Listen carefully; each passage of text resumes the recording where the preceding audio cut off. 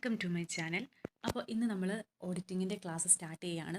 അപ്പോൾ നമ്മൾ ഇതിന് മുൻപ് ഇട്ടിരിക്കുന്ന വീഡിയോ കാണാത്തവരുണ്ടെങ്കിൽ അതൊന്ന് കണ്ടിട്ട് ഈ ക്ലാസ്സിലേക്ക് വരിക. കാരണം അതിനകത്ത് നമ്മളൊരു ക്ലാസ് കൂടുമ്പോൾ അല്ലെങ്കിൽ നമ്മൾ പഠിക്കാൻ സ്റ്റാർട്ട് ചെയ്യുമ്പോഴത്തേക്കും ചെയ്യേണ്ട കുറേ കാര്യങ്ങൾ പറയുന്നുണ്ട്. അപ്പോൾ അത് കേട്ടതിന് ശേഷം നിങ്ങൾ ഈ വീഡിയോ കാണുക. എങ്കിൽ നിങ്ങൾ ക്ലാസ് കേൾക്കുന്നതിൻ്റെ കൂടെ തന്നെ നമുക്ക് ഷോർട്ട് നോട്ടും എല്ലാം ഉണ്ടാക്കി പോരാണ്ട് പറ്റുള്ളൂ. അപ്പോൾ ഇന്നത്തെ നമ്മുടെ ക്ലാസ് നമ്മൾ ചെയ്യാൻ പോകുന്നത് ഓഡിറ്റിങ്ങിൻ്റെ ഒരു ഇൻട്രൊഡക്ഷനാണ്. ആദ്യത്തെ കുറച്ച് കാര്യങ്ങൾ, അതായത് ഓഡിറ്റിംഗ് എന്താണ്, അതിൻ്റെ മീനിങ് എന്താണ്, അഡ്വാൻറ്റേജസ്, അതിൻ്റെ ലിമിറ്റേഷൻസ് എന്തൊക്കെയാണ്, സ്കോപ്പ്, അതേപോലെ FS ഒരാളെ മിസ്ലീഡ് ചെയ്യുന്നില്ല എന്നുള്ളത് നമുക്ക് എങ്ങനെ ഉറപ്പ് വരുത്താൻ പറ്റും, അങ്ങനെയുള്ളൊരു 5 ടോപ്പിക്ക് മാത്രമാണ് നമ്മൾ ആദ്യത്തെ ക്ലാസ്സിൽ എടുക്കുന്നത്. അപ്പോൾ നമ്മുടെ ചാനൽ എല്ലാവരും സബ്സ്ക്രൈബ് ചെയ്യണം. നമ്മുടെ ഓഡിറ്റിങ്ങിൻ്റെ ക്ലാസ് നമ്മൾ യൂട്യൂബിൽ നോക്കി അറിയാം, എല്ലാം ഫുൾ ഇംഗ്ലീഷിലുള്ള ക്ലാസ്സൊക്കെയാണ്. മലയാളം എന്ന് പറയുന്നത് തീരെ കുറവാണ്, അല്ലെങ്കിൽ നമുക്ക് കിട്ടാനേ ഇല്ലെന്ന് പറയാം. അങ്ങനെ കിട്ടണമെങ്കിൽ നമ്മൾ പൈസ കൊടുത്തിട്ട് ആരുടെയും ക്ലാസ് വാങ്ങിച്ചാൽ നമുക്ക് കിട്ടുള്ളൂ. അപ്പോൾ ഇത് നിങ്ങൾക്ക് ഫ്രീ ആയിട്ട് കിട്ടുന്നതാണ്. നിങ്ങൾക്ക് യൂട്യൂബിൽ എപ്പോൾ വേണമെങ്കിലും എടുത്ത് കാണാം. അപ്പോൾ എല്ലാവരും ഒന്ന് സപ്പോർട്ട് ചെയ്യുക. നമ്മുടെ ചാനലിൽ എല്ലാവരും സബ്സ്ക്രൈബ് ചെയ്യണം, വീഡിയോ ലൈക്ക് ചെയ്യുകയും ചെയ്യണം. അപ്പോൾ നമുക്ക് വീഡിയോയിലേക്ക് പോകാം. ആദ്യം എന്താണെന്ന് വെച്ചാൽ, നമ്മളൊരു സബ്ജക്റ്റ് പഠിക്കാൻ തുടങ്ങുമ്പോഴത്തേക്കും എന്താണ് ആ ഒരു സബ്ജക്റ്റ്, എന്താണ് ആ സബ്ജക്റ്റ് കൊണ്ട് ഉദ്ദേശിക്കുന്നത് എന്നുള്ള കാര്യങ്ങൾ നമ്മൾ മനസ്സിലാക്കിയെടുക്കണം. അപ്പോൾ നമ്മളൊരു സബ്ജക്റ്റ് പഠിക്കാൻ തുടങ്ങുമ്പോഴത്തേക്കും എന്താണ് ആ ഒരു സബ്ജക്റ്റ് കൊണ്ട് ഉദ്ദേശിക്കുന്നത്, അതിൻ്റെ മീനിങ് എന്താണ് എന്നുള്ള കാര്യം നമ്മൾ ആദ്യം പഠിക്കണം. അപ്പോൾ ഓഡിറ്റിംഗ് എന്ന സബ്ജക്റ്റിൽ തന്നെയുണ്ട് ഓഡിറ്റ് എന്നൊരു വാക്കനുസരിച്ചാണ് നമ്മളുടെ ഈ ഒരു സബ്ജക്റ്റ് മുൻപോട്ട് പോകുന്നത്. അപ്പോൾ എന്താണ് ഓഡിറ്റ് നോക്കാം. And audit is an independent examination. എന്താണ്? ഇൻഡിപെൻഡൻ്റ് ആയിട്ടുള്ളൊരു എക്സാമിനേഷനാണ്. എന്തിൻ്റെ? ഓഫ് ഫിനാൻഷ്യൽ ഇൻഫോർമേഷൻ്റെ ഒരു എക്സാമിനേഷനാണ്, ഒരു പരീക്ഷയാണ്, ഒരു പരീക്ഷണമാണ്. എന്ത്? ഓഡിറ്റ്. ആരുടെയാണ്? ഓഫ് എനി എൻറ്റിറ്റി, ആരുടെയും ആകാം. Whether profit oriented or not. Profit ഉള്ളവരും ആകാം, അല്ലെങ്കിൽ ഒരു പ്രോഫിറ്റ് മോട്ടീവ് ഉള്ളവരും ആകാം. ഒരു പ്രോഫിറ്റ് മോട്ടീവ് ഇല്ല, ഞങ്ങൾക്കൊരു പ്രോഫിറ്റ് വേണം, നിങ്ങൾക്ക് നിർബന്ധമില്ല, ഞങ്ങളുടെ ഒരു ലക്ഷ്യം ചാരിറ്റിയാണ്, അങ്ങനെയുള്ളവർക്കും ഓഡിറ്റിംഗ് കണ്ടക്ട് ചെയ്യാം. And irrespective of it size or legal form, അവരുടെ ലീഗൽ ഫോം എന്തു ആയിക്കോട്ടെ, അവരുടെ സൈസ് എന്തു ആയിക്കോട്ടെ, ചെറിയൊരു കമ്പനി ആകാം, അല്ലെങ്കിൽ ഒത്തിരി ടേൺ ഓവർ ഉള്ള കമ്പനി ആകാം, ആരും ആയിക്കോട്ടെ. When such an examination is conducted with a view to expressing an opinion thereon. അതായത് ഒരു ഒപ്പീനിയൻ പറയുക എന്നുള്ളതാണ് അവരുടെ ഉദ്ദേശം. ആരുടെ? ഓഡിറ്റിംഗ് നടത്തുന്നവരുടെ. അപ്പോൾ എന്താണ് ഓഡിറ്റ്? അപ്പോൾ ഈ ഒരു മീനിങ്ങിൽ തന്നെ എന്തെല്ലാം വേർഡ്സ് ആണ് ഇമ്പോർട്ടൻറ്റ്. ഫസ്റ്റ് വണ്ണാണ് ഇൻഡിപെൻഡൻറ്റ് എക്സാമിനേഷൻ. അതായത് ഇൻഡിപെൻഡൻ്റ് ആയിരിക്കും. നമ്മൾ ഫുൾ കംപ്ലീറ്റ് അങ്ങോട്ട് നമ്മൾ കേൾക്കും. ഓഡിറ്റിംഗ് എന്ന് പറഞ്ഞാൽ എന്താണ്? ഒരു ഇൻഡിപെൻഡൻറ്റ് എക്സാമിനേഷൻ ആണ്. ഓഡിറ്റർ ഇൻഡിപെൻഡൻ്റ് ആയിരിക്കണം. ആ ഇൻഡിറ്റ്യൂട്ട് നമ്മൾ കുറേ കേൾക്കും. അപ്പോൾ ഇൻഡിപെൻഡൻറ്റ് എക്സാമിനേഷൻ എന്ന് പറയുന്നതാണ് ഒരു വാക്ക്. അതേപോലെ ആർക്കും കണ്ടക്ട് ചെയ്യാം. ദെൻ ലാസ്റ്റ് ഒരു വേർഡ് നമ്മൾ കണ്ടു, എക്സ്പ്രസിങ് ആൻ ഒപ്പീനിയൻ. ഒരു ഒപ്പീനിയൻ പറയുക, ഒരു അഭിപ്രായം പറയുക എന്നുള്ളതാണ് ആരുടെ ജോലി? ഓഡിറ്ററുടെ. ഓക്കെ, ഇനി നെക്സ്റ്റ് ടോപ്പിക്, എന്താണ് ഓഡിറ്റിങ്ങിൻ്റെ ബെനിഫിറ്റ്സ്. നമ്മളൊരു ഓഡിറ്റ് കണ്ടക്ട് ചെയ്തു, അതുകൊണ്ട് എന്തൊക്കെ ബെനിഫിറ്റ്സ് ആണ് ആ ഒരു എൻറ്റിറ്റിക്ക് ഉണ്ടാവുക, അല്ലെങ്കിൽ ആർക്കൊക്കെയാണ് അതിനൊരു ബെനിഫിറ്റ് കിട്ടുക. ഫസ്റ്റ് വൺ ആണ്, audited accounts provide high quality information. എന്ത് പ്രൊവൈഡ് ചെയ്യുന്നു? ഹൈ ക്വാളിറ്റി ഇൻഫോർമേഷൻ പ്രൊവൈഡ് ചെയ്യുന്നു. It gives confidence to users that information on which they are relying is qualitative. അതായത് നമ്മളുടെ ഈ ഫിനാൻഷ്യൽ ഇൻഫർമേഷൻസ്, അല്ലെങ്കിൽ ഈ ഫിനാൻഷ്യൽ സ്റ്റേറ്റ്മെൻറ്റ്സിൽ ഇൻഫർമേഷൻസ് ഒക്കെ യൂസ് ചെയ്യുന്നത് ആ ഒരു എൻറ്റിറ്റി മാത്രമായിരിക്കില്ല, പലരും യൂസ് ചെയ്യുന്നുണ്ടായിരിക്കും. അപ്പോൾ ആ യൂസ് ചെയ്യുന്ന ആളുകൾ, അതാണ് യൂസേഴ്സ്. ആ യൂസേഴ്സിന് ഒരു കോൺഫിഡൻസ് കിട്ടും. എന്താണ്? അവർ യൂസ് ചെയ്യുന്ന ഇൻഫർമേഷൻസ്, അല്ലെങ്കിൽ അവർ റിലൈ ചെയ്യുന്ന ഇൻഫർമേഷൻസ് എന്താണ്, ഒരു ക്വാളിറ്റി ഉള്ളതാണ് എന്നുള്ളത്. അതായത് നമ്മളുടെ ഇപ്പോൾ ഒരു എക്സാമ്പിളാണ്, നമ്മുടെ ആൻസർ ഷീറ്റ്, നമ്മൾ എഴുതിയ പരീക്ഷ പേപ്പർ ഒന്നും ചെയ്യുന്നില്ല, വെറുതെ നമ്മൾ എഴുതിയ ആൻസർ ഷീറ്റ് നമ്മളുടെ വീട്ടുകാരെ കാണിക്കുകയാണെങ്കിൽ, നമ്മൾ തന്നെ വാല്യൂ ചെയ്തിട്ട് നമ്മളുടെ വീട്ടുകാരെ കാണിക്കുകയാണെങ്കിൽ അതിനൊരു ക്വാളിറ്റി ഉണ്ടോ? ഇല്ല. അത് പ്രോപ്പറായിട്ട് ഒരു ടീച്ചർ തന്നെ വാല്യൂ ചെയ്ത് കൊടുക്കുമ്പോൾ അതിനെന്തുണ്ട്? അതിന് ക്വാളിറ്റി ഉണ്ട്. കാരണം മിസ്റ്റേക്ക് എല്ലാം തിരുത്തി അങ്ങനെ കറക്റ്റ് ഒരു മാർക്കാണ് കൊടുക്കുക. അപ്പോൾ അതേപോലെ ഫിനാൻഷ്യൽ ഇൻഫർമേഷൻസ് പ്രോപ്പറായിട്ടുള്ള ഒരു ആൾ ഇവാലുവേറ്റ് ചെയ്ത് കൊടുക്കുമ്പോഴാണ് അതിന് എന്തുണ്ടാവുക? ഒരു ക്വാളിറ്റി ഉണ്ടാവുക. Then to safeguard the interest of the shareholders. ഇതിൻ്റെ എക്സ്പ്ലനേഷൻ നമുക്ക് താഴോട്ട് വായിക്കുമ്പോൾ കൃത്യമായിട്ട് മനസ്സിലാകും. എന്താണ്? ചില കമ്പനീസിൽ ഷെയർ ഹോൾഡേഴ്സ് ആ കമ്പനിയുടെ ഡെയിലി അഫയേഴ്സിൽ, അതായത് ഡെയിലി ഉള്ള കാര്യങ്ങളിൽ ഇൻവോൾവ് ആവണമില്ല. അവിടുത്തെ FS ഒക്കെ പ്രിപ്പയർ ചെയ്യുന്ന ആരാണ്? മാനേജ്മെൻ്റ് ആണ്. മാനേജ്മെൻറ്റിൽ ആരൊക്കെ ഉണ്ട്? ഡയറക്ടേഴ്സും ഉണ്ട്. അപ്പോൾ ഷെയർ ഹോൾഡേഴ്സ് എന്ന് പറഞ്ഞാൽ ആരാണ്? കമ്പനിയുടെ ഓണേഴ്സാണ്. അതുകൊണ്ട് തന്നെ അവർ ഉപയോഗിക്കുന്ന ഫിനാൻഷ്യൽ ഇൻഫർമേഷൻസ് റിലയബിൾ ആണെന്ന് അറിയണമെന്നുണ്ടെങ്കിൽ എങ്ങനെ അറിയാൻ പറ്റും? അതൊരു ഇൻഡിപെൻഡൻറ്റ് സോഴ്സിൽ നിന്ന് നമുക്ക് കിട്ടണം. ആ ഒരു ഇൻഫർമേഷൻസ്, ഞങ്ങൾ യൂസ് ചെയ്യുന്ന ഇൻഫർമേഷൻസ് കറക്റ്റ് ആണ് എന്ന് അറിയണമെങ്കിൽ അവർക്കൊരു ഇൻഡിപെൻഡൻ്റ് ആയിട്ടുള്ള ഒരു മെക്കാനിസത്തിൽ നിന്നും ഒരു ഒപ്പീനിയൻ കിട്ടണം. അപ്പം നമ്മുടെ ഷെയർ ഹോൾഡേഴ്സിൻ്റെ ഇൻട്രസ്റ്റ്, അവരുടെ താല്പര്യങ്ങളെ സേഫ് ഗാർഡ് ചെയ്യാനായിട്ട്, സൂക്ഷിക്കാനായിട്ട് ഒരു ഓഡിറ്റ് ആയിട്ടുള്ള അക്കൗണ്ട്സ് ആണെങ്കിൽ, അത് ഓഡിറ്റ് നടന്നൊരു സംഭവമാണ്, ഈ ഇൻഫർമേഷൻസ് എല്ലാം ഓഡിറ്റർ ആണ് എന്നുണ്ടെങ്കിൽ എന്താണ്? അവർക്ക് നല്ലൊരു കോൺഫിഡൻസ് കിട്ടും, അവരുടെ ഇൻട്രസ്റ്റ് ഒക്കെ സേഫ് ഗാർഡ് ചെയ്യാൻ പറ്റും. ദെൻ തേർഡ് പോയിന്റ് ആണ്, and audit acts as A moral check on employees. അതായത് പ്രോപ്പറായിട്ട് ഒരു ഓഡിറ്റ് നടക്കുന്ന എൻറ്റിറ്റി ആണ് എന്നുണ്ടെങ്കിൽ അവിടുത്തെ എംപ്ലോയീസിനൊക്കെ അറിയാം ഇവിടുത്തെ ഇൻഫർമേഷൻസ് എന്തായാലും ഓഡിറ്റ് ചെയ്യപ്പെടും, ടെസ്റ്റ് ചെയ്യപ്പെടും. അപ്പോൾ ഇവരെന്തെങ്കിലും കള്ളത്തരം കാണിച്ചാലും അത് പിടിക്കപ്പെടാൻ ഒരു സാധ്യതയുണ്ട് എന്ന് അവർക്ക് തോന്നിക്കഴിഞ്ഞാൽ അവരെന്ത് ചെയ്യും? അവർ തെറ്റ് ചെയ്യാതെ അവർ മാറി നിൽക്കും. അവർ ഫ്രോഡ് ചെയ്യാതെ നമുക്ക് അവരെ മാറ്റി നിർത്താനായിട്ട് പറ്റും. അപ്പോൾ അതാണ് കാരണം ഓഡിറ്റ് ചെയ്യുമ്പോഴത്തേക്കും അറിയാം ഇത് എന്തായാലും കണ്ടുപിടിക്കും. അപ്പോൾ അങ്ങനെ കണ്ടുപിടിക്കും എന്നുള്ളൊരു കേസ് ഉണ്ടെങ്കിൽ നമ്മൾ ആ ഒരു തെറ്റ് ചെയ്യാനായിട്ട് പോവില്ലല്ലോ. അതാണ്. ദെൻ അടുത്താണ് ഗവൺമെൻറ്റ്സിനെ ടാക്സ് ലയബിലിറ്റീസ് ഡിറ്റർമൈൻ ചെയ്യാനായിട്ട് സഹായിക്കുന്നു. കാരണം ഓൾറെഡി ഒരു ഓഡിറ്റർ വന്ന് ചെക്ക് ചെയ്ത ഇൻഫർമേഷൻസ് ആണെങ്കിൽ ഗവൺമെൻറ് എന്തായാലും വിശ്വസിച്ച് എന്ത് ചെയ്യാൻ പറ്റും? അവരുടെ ആ ഡേറ്റാസ് നോക്കിയിട്ട് ഇവർക്ക് എന്തുമാത്രം ടാക്സ് അടയ്ക്കാനുണ്ട്, ഇവർ ടാക്സ് വെട്ടിക്കുന്നുണ്ടോ, പ്രോപ്പറായിട്ട് ടാക്സ് അടയ്ക്കാറുണ്ടോ എന്നൊക്കെ നമുക്ക് ഗവൺമെൻറ് നോക്കി മനസ്സിലാക്കാനായിട്ട് പറ്റും. ദെൻ ഓഡിറ്റഡ് ഫിനാൻഷ്യൽ സ്റ്റേറ്റ്മെൻറ്റ്സ് ആരൊക്കെ ഉപയോഗിക്കാം, ആർക്കൊക്കെ വിശ്വാസത്തോടെ ഇവരുടെ ഇൻഫർമേഷൻസ് യൂസ് ചെയ്യാൻ പറ്റും? ആരൊക്കെയാണ്? ലെൻഡേഴ്സ്, പൈസ നമുക്ക് കടം തരുന്നവരുണ്ടാകും, അല്ലെങ്കിൽ ബാങ്കുകാർ, അവർക്കൊക്കെ അവരുടെ ക്രെഡിറ്റ് ഡിസിഷൻസ്, അതായത് ഇവർക്ക് എത്ര രൂപ വരെ പൈസ കൊടുക്കാനായിട്ട് പറ്റും, എത്ര രൂപ വരെ കൊടുത്താൽ ഇവർക്ക് തിരിച്ചു തരാനുള്ളൊരു കപ്പാസിറ്റി ഉണ്ട് എന്നൊക്കെ മനസ്സിലാക്കാനായിട്ട് പറ്റും ഓഡിറ്റ് അക്കൗണ്ട്സ് ആണെങ്കിൽ. Then on audit may also detect fraud or error or both. അതായത് ഓഡിറ്റ് ചെയ്യുന്ന സമയത്ത് നമുക്ക് മനസ്സിലാകും ഈ ഒരു എൻറ്റിറ്റിയിൽ ഫ്രോഡ് ഉണ്ടോ, എന്തെങ്കിലും ഒരു ഇറർ ഉണ്ടോ. അതായത് ഓഡിറ്റർ എന്ന് പറഞ്ഞാൽ കുറേ നാളായിട്ട് ഓഡിറ്റ് ചെയ്യുന്ന ആളുകളാകാം, അല്ലാത്ത ആളുകളും ആകാം. ഇനിയിപ്പോൾ എന്തായാലും ഒരു എക്സ്പീരിയൻസ് ഉള്ള ഓഡിറ്റർ ആണെങ്കിൽ അവർക്ക് പെട്ടെന്ന് മനസ്സിലാകും ഈ ഒരു കേസിൽ ഒരു എവിഡൻസ് കണ്ടില്ല, ഒരു ഡോക്യുമെൻ്റ് കണ്ടില്ല എന്നുണ്ടെങ്കിൽ ഇവിടെ ഒരു ഫ്രോഡ് വരാനുള്ള സാധ്യതയുണ്ട് എന്ന് അവർക്ക് തോന്നും, പെട്ടെന്ന് മനസ്സിലാകും. അപ്പോൾ അതാണ് ഓഡിറ്റ് എന്തും ഡിറ്റക്ട് ചെയ്യാറുണ്ട്, ഫ്രോഡും എററും ഡിറ്റക്ട് ചെയ്യാറുണ്ട്. Then an audit reviews existence and operations of various controls operating in an entity. അതായത് ഒരു എൻറ്റിറ്റിയിൽ എന്തെങ്കിലും കൺട്രോൾസ്, അത് ഇൻറ്റേർണൽ കൺട്രോൾസ് കാര്യങ്ങളൊക്കെ കൃത്യമായിട്ട് ഉണ്ടോ, എക്സിസ്റ്റൻസ് അതിപ്പോഴും നിലനിൽക്കുന്നുണ്ടോ, അതേപോലെ ഉണ്ടെങ്കിൽ തന്നെ അത് എഫക്റ്റീവ്ലി ഓപ്പറേറ്റ് ചെയ്യുന്നുണ്ടോ എന്നുള്ളതൊക്കെ ഓഡിറ്റ് ചെയ്യുമ്പോഴത്തേക്ക് മനസ്സിലാകും. കാരണം ഓഡിറ്റർ ചെക്ക് ചെയ്യും ഇവിടെ ഒരു പ്രോപ്പർ ആയിട്ടുള്ള ഇൻറ്റേർണൽ കൺട്രോൾ ഉണ്ടോ, പൈസ വെച്ചിരിക്കുന്ന ബോക്സിനവിടെ അത് ആരെങ്കിലും എടുത്തുകൊണ്ട് പോകുന്നുണ്ടോ എന്നറിയാനായിട്ടൊരു ക്യാമറ ഉണ്ടോ, അതാണ് ഇൻറ്റേർണൽ കൺട്രോൾ. അപ്പോൾ അങ്ങനെയൊക്കെ പ്രോപ്പറായിട്ട് ഉണ്ടോ എന്നുള്ള കാര്യങ്ങൾ ഓഡിറ്റ് ചെയ്യുന്ന വഴി നമുക്ക് മനസ്സിലാകും. Then inherent limitations of audit. നമ്മുടെ ഈ മെയ് 24 എക്സാമിൻ്റെ ഉണ്ടായിരുന്നൊരു ക്വസ്റ്റ്യൻ ആയിരുന്നു, എന്തായിരുന്നു ഓഡിറ്റിൻ്റെ ലിമിറ്റേഷൻസ് എന്ന്. അപ്പോൾ ശ്രദ്ധിക്കുക, ഫസ്റ്റ് വന്നാണ് nature of financial reporting. Financial reporting എന്താണ്? നമ്മുടെ ഓഡിറ്റിന് ലിമിറ്റേഷനാണ്. കാരണം FSനകത്ത് പല കാര്യങ്ങളും മാനേജ്മെൻറ്റ് ജഡ്ജ്മെൻറ്റ്സ് ഇൻവോൾവ്ഡ് ആകാം, പക്ഷേ അതെല്ലാം കറക്റ്റ് ആകണമെന്നില്ല, അവിടെയും ചില അൺസർട്ടനിറ്റീസ് ഒക്കെ ഉണ്ടാകാം. ഇപ്പോൾ എക്സാമ്പിൾ എന്ന് പറഞ്ഞാൽ നമ്മുടെ മാനേജ്മെൻറ്റ് തീരുമാനിക്കുന്ന ഒന്നാണ്, ഒരു മെഷീനറി വാങ്ങിച്ചാൽ ഈ മെഷീനറി എത്ര നാളത്തേക്ക് ഉപയോഗിക്കാം, ഒരു യൂസ്ഫുൾ ലൈഫ് എത്രയാണ്, അതനുസരിച്ചാണ് അവർ നമ്മളുടെ ഡിപ്രീസിയേഷൻ പ്രൊവൈഡ് ചെയ്യുന്നത്.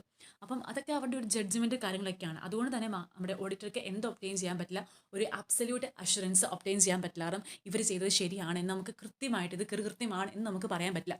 അപ്പോൾ നേച്ചർ ഓഫ് ഫിനാൻഷ്യൽ റിപ്പോർട്ടിംഗ് എന്താണ്? ഒരു ലിമിറ്റേഷനായിട്ട് മാറാം. അതേപോലെ നേച്ചർ ഓഫ് ഓഡിറ്റ് പ്രൊസീജിയേഴ്സ്. നമ്മൾ ഓഡിറ്റർ ഓരോ കാര്യങ്ങൾ ചെയ്തിട്ട് ഓഡിറ്റ് എവിഡൻസ് ഒബ്റ്റെയിൻ ചെയ്യും, പക്ഷേ എങ്കിൽ പോലും അതിനും ചില പ്രാക്ടിക്കലും ലീഗലുമായിട്ടുള്ള ലിമിറ്റേഷൻസ് ഉണ്ടാകും. ഓഡിറ്റർക്ക് എവിടെ വേണമെങ്കിലും കയറി ചെന്ന് ആ ഡോക്യുമെൻറ്റ് കാണിക്കുക, ഈ ഡോക്യുമെൻറ്റ് കാണിക്കുക, അങ്ങനെ എപ്പോഴും അങ്ങനെ പറയാൻ പറ്റില്ല. കാരണം എല്ലായിടത്തും അങ്ങനെ പറയാൻ പറ്റില്ല. അപ്പം അതിനും എല്ലാത്തിനും ഒരു ലിമിറ്റേഷൻസ് കാര്യങ്ങളൊക്കെ ഉണ്ട്. അതേപോലെ മാനേജ്മെൻറ്റിനോട് ആ ഡോക്യുമെൻറ്റ് നിങ്ങൾ കൊണ്ടുവരൂ എന്നേ പറയാൻ പറ്റില്ല. അതായത് അവരുടെ അടുത്ത് ചെന്ന് അടി ഉണ്ടാക്കി നമുക്ക് അത് കാണിച്ച് പറ്റൂ അങ്ങനെ നമുക്ക് പറയാൻ പറ്റില്ല. അപ്പോൾ പ്രാക്ടിക്കലും ലീഗലുമായിട്ടുള്ള ലിമിറ്റേഷൻസ് എന്തുണ്ട്? ഓഡിറ്റർക്കുണ്ട്. അപ്പോൾ അത് ഓഡിറ്റിനൊരു ലിമിറ്റേഷൻസ് ആയിട്ട് മാറാം.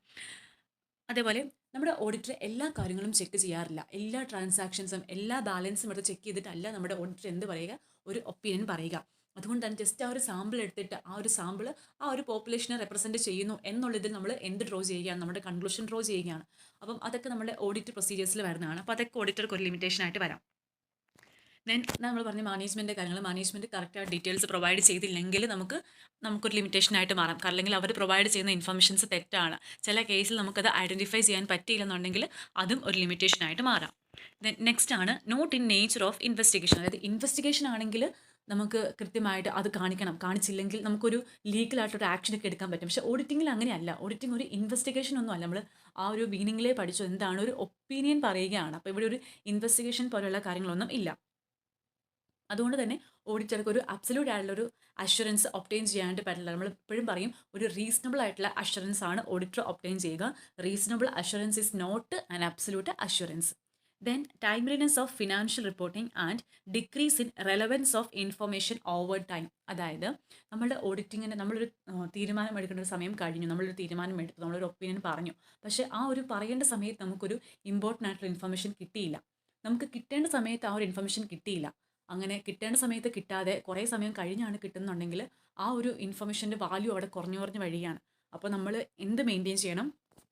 Therefore, a balance has to be struck between the reliability of information and cost of obtaining it. നമ്മൾ കുറേ കോസ്റ്റ് മുടക്കി നമ്മളൊരു ഇൻഫർമേഷൻ ഒപ്റ്റെയിൻ ചെയ്യുകയാണ്, പക്ഷേ അത് കിട്ടേണ്ട സമയത്ത് കിട്ടുന്നില്ല. അപ്പോൾ ആ ഒരു സമയം കഴിഞ്ഞു പോയി കഴിഞ്ഞാൽ നമ്മൾ ആ ചിലവാക്കിയ കോസ്റ്റൊക്കെ വെറുതെ ആയി പോവുകയാണ്. അപ്പോൾ നമുക്ക് ഇൻഫർമേഷൻസ് നമ്മൾ കളക്ട് ചെയ്യുന്ന സമയത്ത് നമ്മൾ കൂടുതൽ ശ്രദ്ധിക്കണം.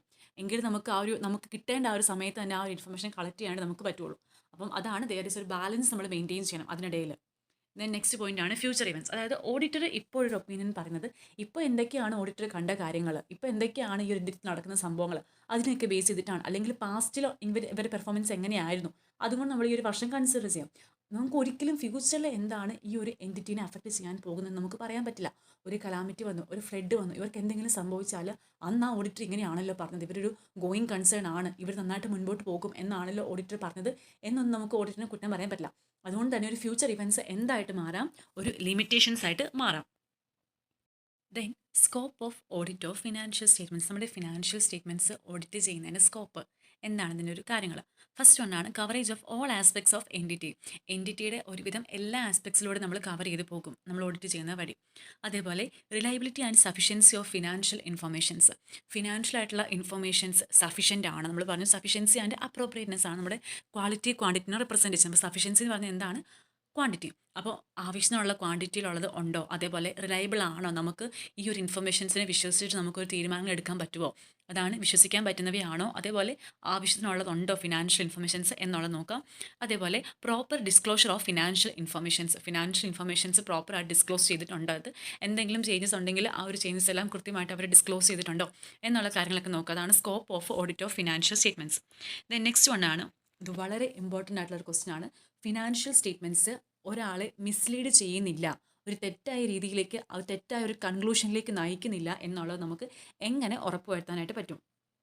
ആദ്യം ചെക്ക് ചെയ്യേണ്ടത് accounts have been drawn up with reference to entries in the books of accounts. അതായത് നമ്മൾ ആദ്യം ഒരു സാധനം നമ്മൾ വാങ്ങിച്ചു, നമുക്ക് ആ ഒരു ബില്ല് കിട്ടി, അത് വെച്ചിട്ട് നമ്മൾ എന്ത് ചെയ്യും, നമ്മൾ എൻട്രി ഇടും, ജേർണൽ എൻട്രി ഇടും, അത് കഴിഞ്ഞ് നമ്മൾ ലെഡ്ജർ ഉണ്ടാക്കും, അങ്ങനെ പോകും. അപ്പം പ്രോപ്പറായിട്ടുള്ള ബുക്സ് ഓഫ് അക്കൗണ്ട്സിനെ റെഫർ ചെയ്തിട്ടാണ്, ആ ഒരു എൻട്രീസിനെ നോക്കിയിട്ടാണ് അക്കൗണ്ട്സ് എല്ലാം വരച്ചേക്കുന്നത് എന്നുള്ളത് ഉറപ്പുവരുത്തുക.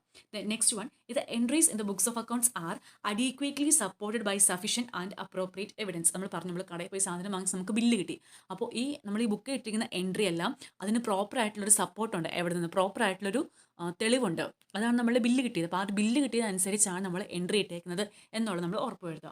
Then none of the entries in the books of accounts have been omitted in the process of compilation. നമ്മൾ കമ്പൈൽ ചെയ്ത വഴിയായിട്ട് നമ്മൾ എൻട്രീസ് ഒന്നും വിടാതെ പോയിട്ടില്ല, എൻട്രീസ് ഒക്കെ നമ്മൾ പ്രോപ്പറായിട്ട് എഴുതിയിട്ടുണ്ട്, ഒരെണ്ണം പോലും നമ്മൾ മിസ്സായിട്ടില്ല എന്നുള്ളത് നമ്മൾ എന്ത് ചെയ്യുക, എൻഷുർ ചെയ്യുക.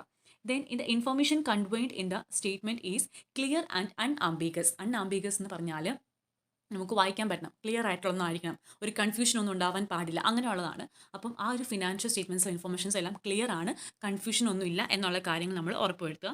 ദെൻ ഇത് FS amounts are properly classified, described and disclosed in conformity with accounting standards. അതായത് അക്കൗണ്ടിങ് സ്റ്റാൻഡേർഡ്സ് പറയുന്ന പ്രകാരമാണ് FSലെ എമൗണ്ട്സ് എല്ലാം ക്ലാസിഫൈ ചെയ്തേക്കുന്നത്, ഡിസ്ക്രൈബ് ചെയ്തിരിക്കുന്നത്, ഡിസ്ക്ലോസ് നമ്മൾ പറഞ്ഞു. ഇപ്പം ഇൻവെൻറ്ററി വാല്യൂഷൻ ആണെങ്കിലും AS2, പ്രോപ്പർട്ടി പ്ലാന്റ് എക്യുപ്മെൻ്റ് ആണെങ്കിൽ AS10, അങ്ങനെ പ്രോപ്പറായിട്ടുള്ള അക്കൗണ്ടിങ് സ്റ്റാൻഡേർഡ്സ് പ്രകാരമാണ് നമ്മൾ ഓരോ എമൗണ്ടിനെയും ക്ലാസിഫൈ ചെയ്ത് ഡിസ്ക്രൈബ് ചെയ്ത് ഡിസ്ക്ലോസ് ചെയ്തിരിക്കുന്നത് എന്നുള്ളത് ഉറപ്പുവരുത്തുക.